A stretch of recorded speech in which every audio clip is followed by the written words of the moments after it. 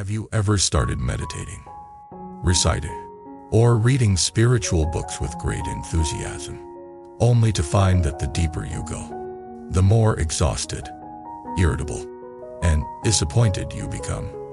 Have you ever looked at yourself after years of practice and quietly wondered why you are not more peaceful, more loving, more free, but instead more tense, more judgmental, and more tired? Hi my friend, welcome back to the channel.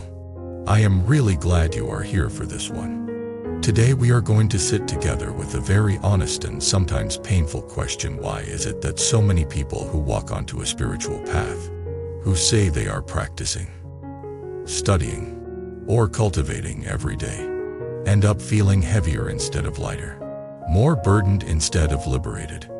The teaching behind this episode takes us straight into the heart of that paradox. It points out that practice itself is not the problem. Meditation is not the problem. Chanting is not the problem. Reading scriptures is not the problem. The problem is the mind that grabs practice with greed, fear, comparison, and ego. The problem is the way we talk to ourselves about practice, and the way we talk to others about it.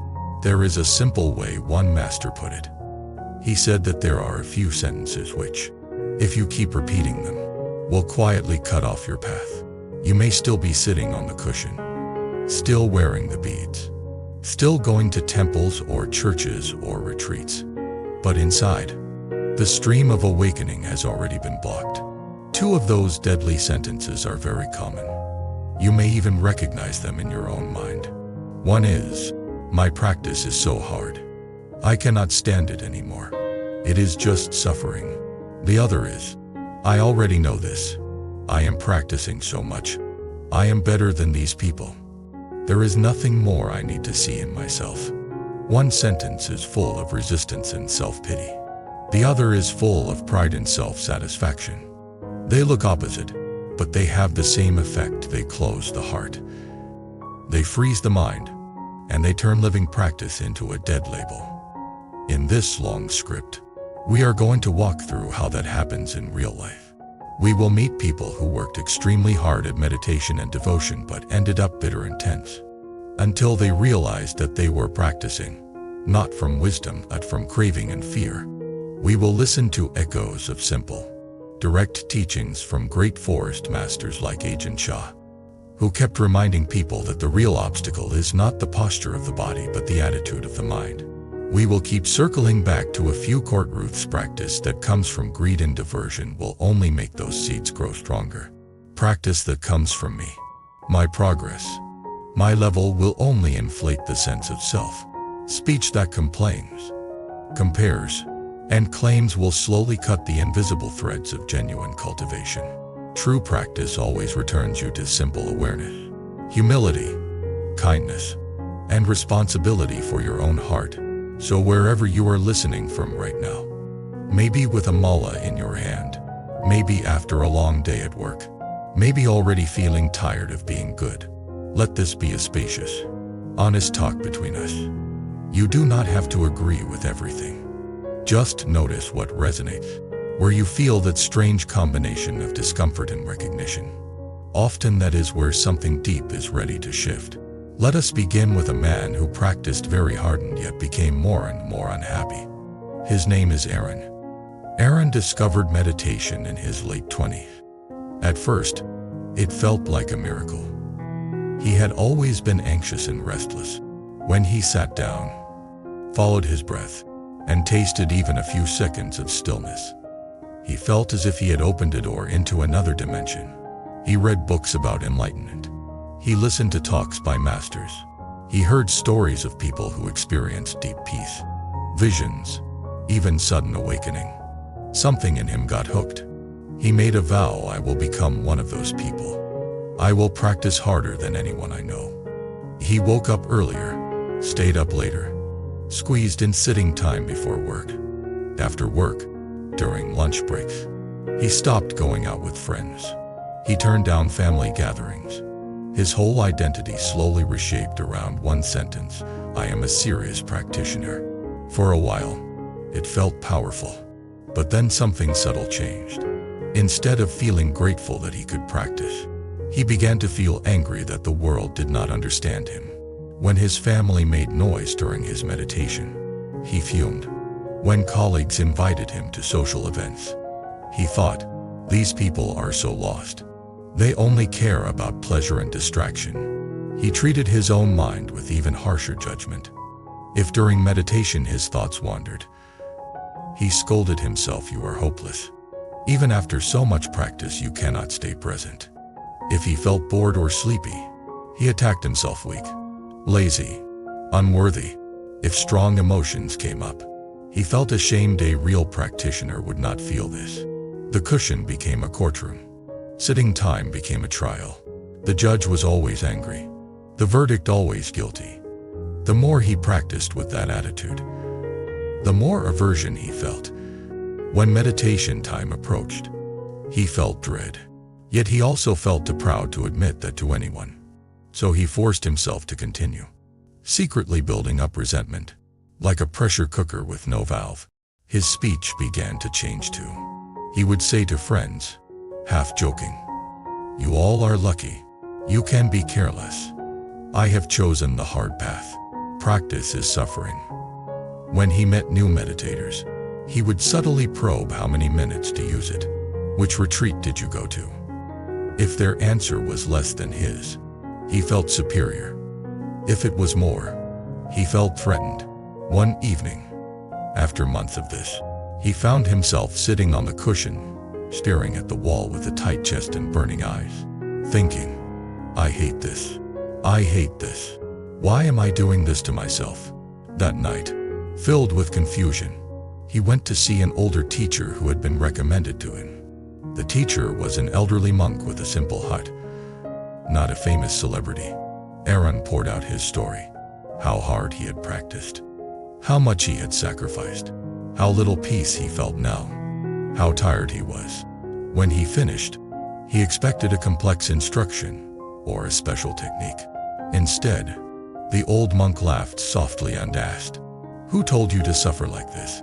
Aaron was offended. "I am practicing the path. Of course it is hard." The monk shook his head. "Walking in circles with a heavy stone on your back is hard too. That does not mean it is the path." He continued, "You say you are practicing, but from what you describe, you are mainly practicing anger, pride, and comparison. You sit and water the seeds of aversion and ego. You call that cultivation. No wonder you are exhausted. You are feeding the very forces that bind you." The words hit like a bell. The monk went on, "You made practice into another object of desire. Before, you chased money, praise, pleasures.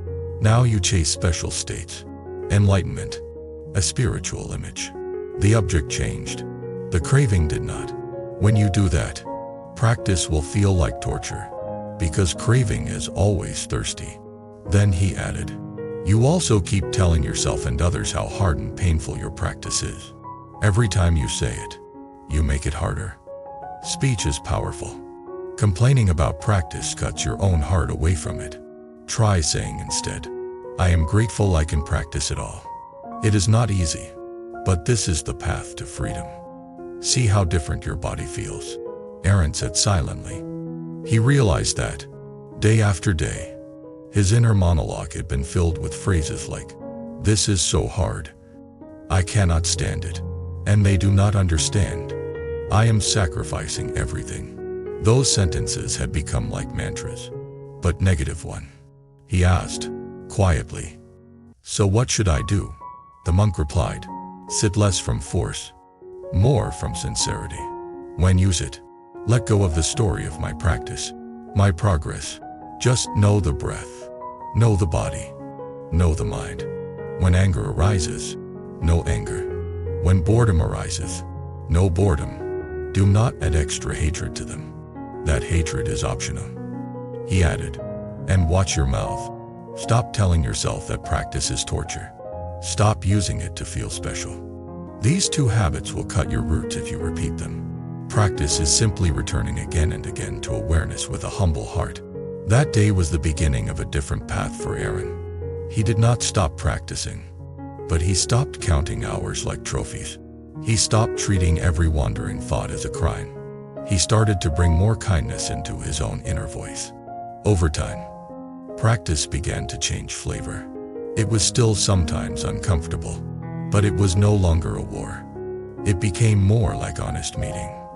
This is the first big lesson: practice that is driven by ego, by the need to be someone special, will exhaust you. Practice that is driven by curiosity, humility, and faith in the process will sustain you. Now let us look at another version of this problem: the practitioner who does a lot of religious activity but keeps bargaining, complaining, and comparing, and ends up spiritually bankrupt. Her name is Lily. Lily came to the path not through meditation but through devotion. A friend invited her to a temple one day when she was going through a hard time. The smell of incense, the quiet chanting, the statues of awakened beings all gave her a strong feeling of safety. She began to visit regularly. She lit candles, offered flowers, wrote her wishes on small slips of paper. She felt seen by something bigger than herself. There was nothing wrong with that. Many people begin the journey this way. The turning point came when her relationship with the sacred became transactional. At first, she prayed with sincerity, "Please give me strength. Please guide me." Later, more and more, her inner sentences became, "I came here. I donated. I recited. So please give me what I want." When things went well, she felt that her practice was effective. When things went badly, her heart quickly turned sour. Once, after a particularly intense period of chanting for a job promotion, she lost the opportunity to someone else. She went to the temple and sat in a corner, angry and hurt. Under her breath, she muttered, "What is the point of all this? I came so many times. I chanted so many names. I did everything they said. Why did I not get what I asked for?" From that day, her speech about practice changed. To friends she would say, "Be careful. Do not practice too seriously. The more you pray, the more these deities will test you. I am so tired. I think I practice too much." When life brought her another challenge, she sighed, "It is because I got involved in spiritual thing. Before that, my life was easier." She never considered that her suffering came from her own expectations and bargains. Instead, she quietly blamed the path itself. During a festival, she happened to overhear an elderly nun speaking to a small group. The nun said, "Some people come and chant with a heart like a merchant. They keep the accounts in their head. I did this much. I want that much. Then when life does not follow their plan, they say, the teachings do not work. Practice makes life harder." In truth, it is their bargaining mind that makes life hard. They are not practicing the path. They are practicing greed and entitlement in front of the altar. Those words pierced Lily's chest. She recognized herself completely.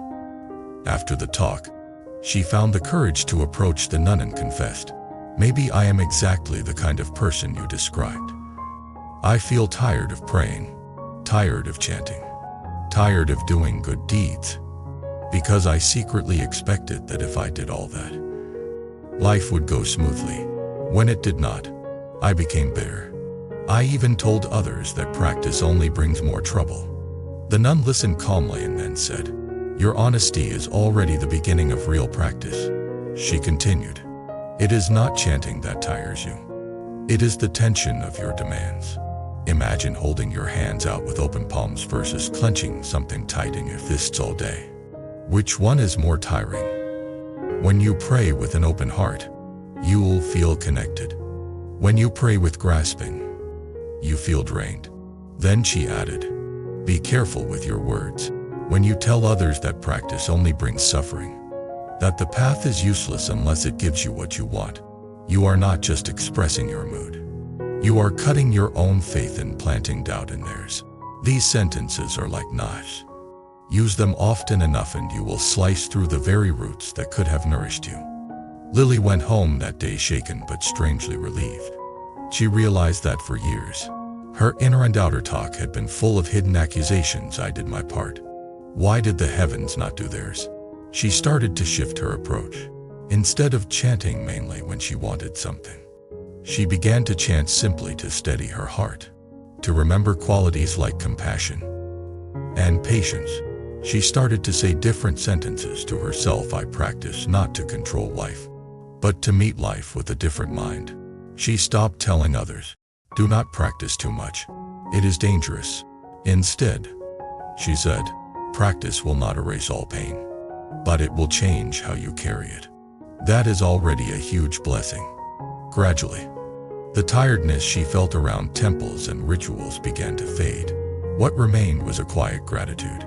This is the second big lesson. When we use practice as a bargaining chip with the universe, we will end up disappointed and bitter.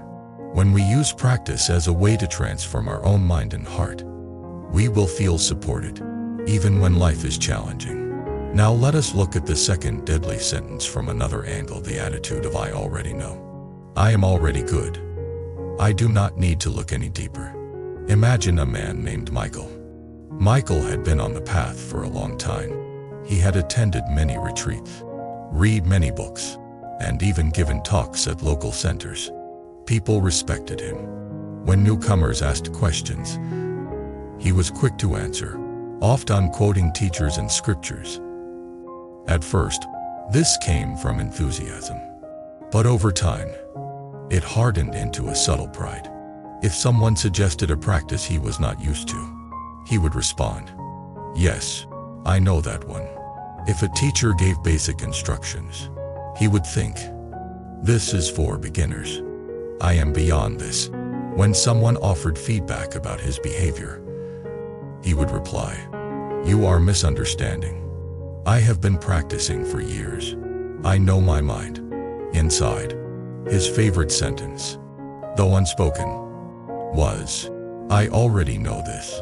One day, during a retreat, the senior teacher noticed that although Michael's words were polished, his body showed irritation, and his interactions with others lacked warmth. After a group session, the teacher invited him for a walk. They strolled quietly for a while. Then the teacher said, you have a lot of knowledge. That is clear, but knowledge is not the same as awakening. You see that? Michael bristled. I never said I was awakened. The teacher smiled gently. You did not say it with your mouth, but sometimes you say it with your attitude. He continued, whenever your mind says, I already know this, it stops listening. When it stops listening, it stops learning. When it stops learning, practice dies. Even if the body still bows and sits. The words landed heavily. The teacher added, probably you have heard this before too. You might even be thinking, yes, I know this teaching about not knowing. But let me ask you, when your partner complains about how you speak to them, do you really listen? Or do you defend yourself with spiritual concepts? When someone points out your impatience, do you look, or do you say, that is just your projection? This is where practice is tested, not in how many texts you can quote. Michael felt exposed. He remembered many times when he had dismissed his partner's pain by saying things like, you are too attached, or that is just your ego, while refusing to see his own lack of kindness. He realized that his spiritual vocabulary had become a shield. Behind that shield, he did not have to admit he was still deeply human, still full of blind spots.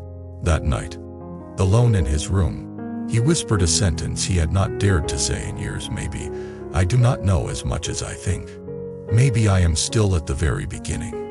Those words did not make him smaller. They made him softer. From that day, he began to practice not knowing on purpose. When a teacher gave a simple instruction he had heard 100 times, he asked himself, how can I hear this as if for the first time? When his partner shared hurt feelings, he tried to listen without immediately analyzing them. When life brought a challenge, he replaced the inner sentence, I already know how to handle this, with what is this teaching me now? The more he did this, the more alive his practice became again. Curiosity returned. Humility returned. A sense of wonder returned. This is the third big lesson, the sentence I already know. I already practice so much. I am beyond this is poison to the path. Real wisdom always feels like standing at the edge of a vast ocean, not like owning a small lake.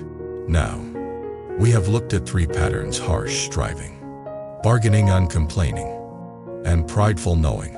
They all have something in common. They turn practice into yet another way to escape the real work of seeing our mind clearly and softening our heart. To go deeper, let us listen to the kind of simple phrases a forest master like Ajahn Chah would use. He often told students, the practice is not outside you. Wherever you are, that is where practice is. Do not think it only lies in the monastery, or only when your legs are crossed. The obstacles are also not outside. They are greed, hatred, and delusion in your own mind. He would also say things like, you say practice is so hard. Hard compared to what? Hard compared to following your desires. Of course, but following your desires is hard too. Just in a different way. It never ends. You get something, then want more.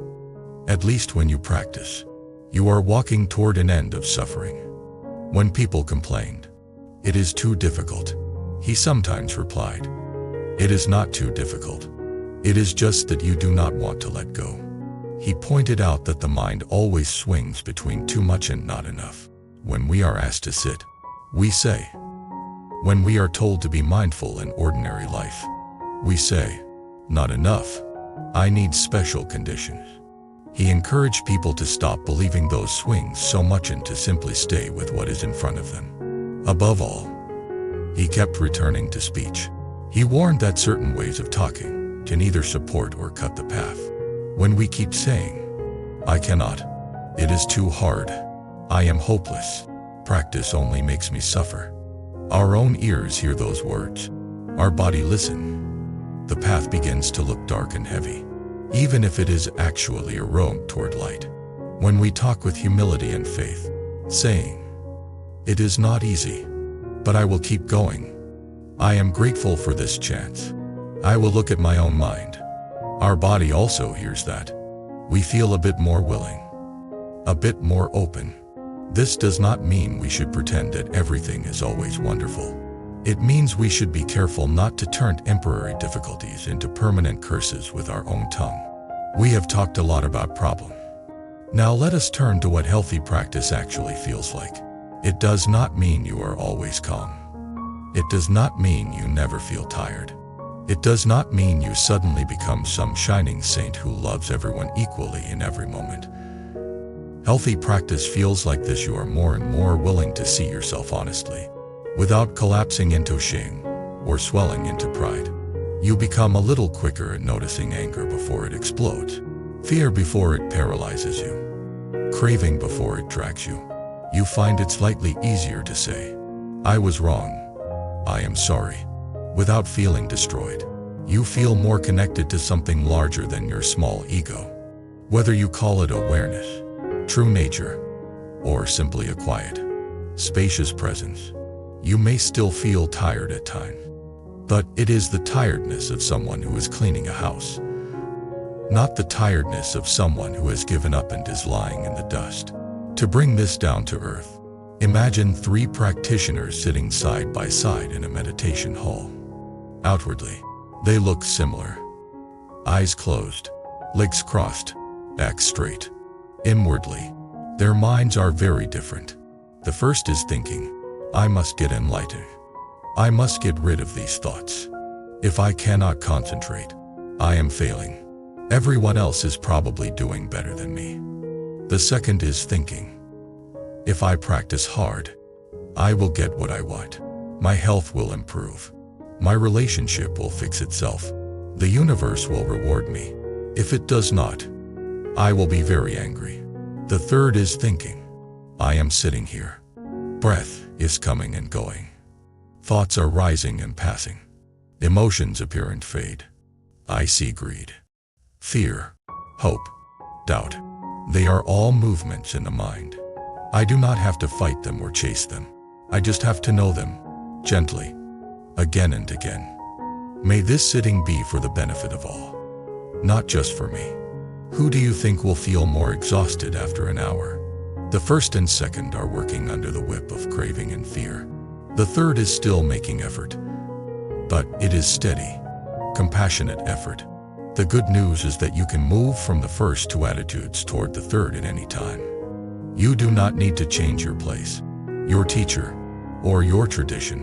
You only need to start meeting your own mind differently and talking differently about practice. Now, let us turn more directly toward you. Perhaps you have been feeling exhausted by spiritual work. Maybe you have been sitting, chanting, trying to be mindful, and instead of feeling lighter, you feel heavier. Ask yourself gently, without attacking yourself, why am I really practicing? Is it because I want to be special, different, above others? Is it because I am trying to bargain with life, hoping that if I do enough, I will be spared from all pain? Is it because I am running away from ordinary responsibilities and hiding in a spiritual identity? Or is it because I genuinely want to understand my own mind, to grow in wisdom and compassion? You might find a mix of answers. That is okay. Most people start with mixed motives. The point is not to feel guilty. It is to see clearly. Then look at your speech. How do you talk about practice to yourself? Do you often think or say things like, I am so tired of this. It is too hard. I cannot do it. Do you often tell others, the more you practice, the more trouble you attract? Better to live an ordinary life. Do you secretly enjoy complaining about how heavy your path is, because it makes you feel important? Do you use your practice to judge others constantly, calling them worldly, ignorant, unenlightened, while ignoring your own shortcomings? Again, the point is not to punish yourself.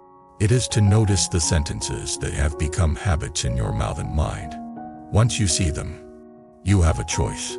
You can continue feeding them, or you can gently begin to replace them with new sentences that align with awakening, not with ego. For example, when you catch yourself thinking, practice is so hard, why am I doing this? You can add, yes, it is not easy, but chasing my cravings is also hard. At least this difficulty leads somewhere. When you are tempted to say, I already know this, I am beyond this level, you can instead say, let me listen as if I were hearing this for the first time. When you feel like complaining, I have practiced so much, why is my life not perfect? You can shift to, I will keep practicing. My outer life may still have storms, but I can change how I hold the umbrella. This may sound simple, even naive, but remember, a spiritual path is not built only with grand realization. It is built with thousands of small, honest turns away from delusion and toward clarity. If you keep walking in that direction, your tiredness will also change flavor. You will still feel effort, but it will be more like the tiredness after doing something meaningful, not the exhaustion of running on a treadmill that goes nowhere. Before we close, I want to share a more intimate reflection. As if we were sitting on a simple wooden bench outside a monastery, watching the sunset. So many people write with the same pain. I have been meditating for years, but I am still angry, jealous, attached. I chant every day, but I feel numb inside. I try to help others, but I end up burned out and resentful. Underneath all of these is often the same wound somewhere along the way. Practice stopped being a living relationship with truth and became a heavy costume, a duty, or a way to avoid feeling our actual human vulnerability. If that is where you find yourself, you do not need to throw the path away. You do not need to abandon everything and go back to old habits. You simply need to return to the most basic, gentle questions. What is happening in my mind right now? Am I adding extra suffering by the way I talk to myself about practice? Can I meet this moment with a little more honesty and a little more kindness? True practice is not about forcing yourself to be calm, or pretending you are wise, or using spiritual language to hide your pain. It is about turning toward your experience with as much awareness and compassion as you can, again and again, and trusting that this turning itself is the path. You will still stumble. You will still forget. You will still say the wrong sentences sometimes, but every time you notice and come back, you are cutting off not the path, but the patterns that block it. Now, I would love to invite you into the conversation. If you feel comfortable, share in the comments whether you have ever felt more tired, more heavy, or more frustrated after starting spiritual practice. What were the thoughts and sentences running through your mind at that time? Did you ever realize that it was not the practice itself that was hurting you, but the way you were approaching it? What helped you shift? Your story might be exactly what someone else needs to hear today. Someone who is on the edge of giving up because they think the path is only suffering for them. If this long script brought you some clarity, relief, or encouragement, you can support this channel in simple ways. You can subscribe so you do not miss future deep dives into topics like wisdom, karma, practice, and destiny. You can click like so that the platform knows this kind of content matters and shares it with others. You can share it with a friend who is sincerely practicing but secretly exhausted, who might need a reminder that they can practice in a gentler, wiser way. And if you feel called to walk more closely with this community and support the time and heart that go into creating these long-form sharings, you can consider joining as a member. Most importantly, as you return to your own cushion, prayer, chanting, or simple mindful breathing after this, remember one thing: practice is not here to crush you. It is here to free you. May you drop the sentences that cut off your path. May you speak to yourself with more humility and more faith. May your practice stop being a heavy armor and become, step by step, a living bridge back to your own awake, compassionate heart. At the end of the day, we all need something that brings us back to ourselves. Something that reminds us to slow down, breathe, and stay centered. Simple bracelet can do exactly that. Every bead you touch brings your mind back to calm, back to clarity, back to the present moment. If one of the bracelets you just saw resonates with you, you can find the purchase link in the video description and explore more beautiful styles in our channel store. Let the one meant for you find its way to your wrist.